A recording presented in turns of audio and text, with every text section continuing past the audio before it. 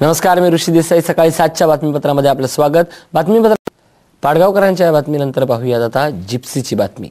आदिवासींचं जीवन अधोरेखित करणाऱ्या वारली चित्रकलेचं प्रदर्शन भुसावळमध्ये भरवण्यात आलं होतं.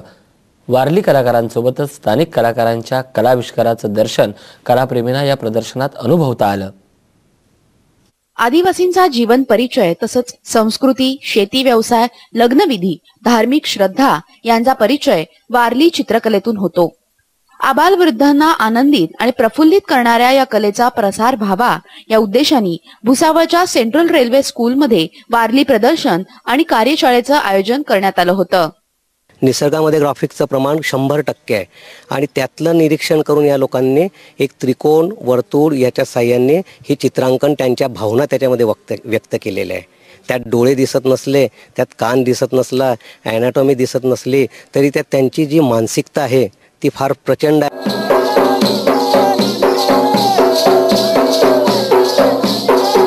ठाणे जिल्ह्यातल्या जव्हार इथल्या आदिवासींचं तारफा नृत्य आकर्षणाचा केंद्रबिंदू ठरलं.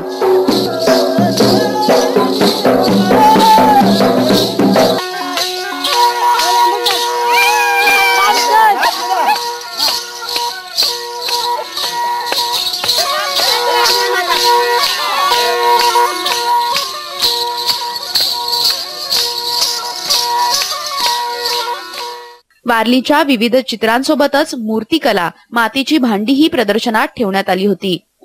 जव्हारच्या वारली कलाकारांनी तयार केलेली वारली चित्र आणि विविध वस्तू लक्ष वेधून घेत होत्या. आता आम्ही व्यावसायिक दृष्टिकोनातून जसं काही लाकडावरती मोबाईल स्टँड, ट्रे असे व्यावसायिक स्वरूप देऊन आम्ही त्याला एक वेगळं कलाटणी देण्याचा प्रयत्न केलेला आहे.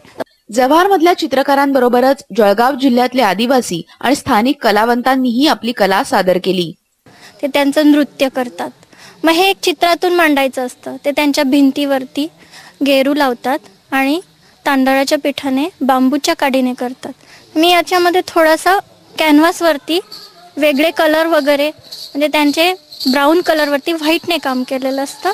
मी यामध्ये कलर वापरून काम केलेलं आहे आणि ते पण कॅनव्हासने. 2 दिवस चाललेल्या या प्रदर्शनाला कलाप्रेमींचा चांगलाच प्रतिसाद मिळाला.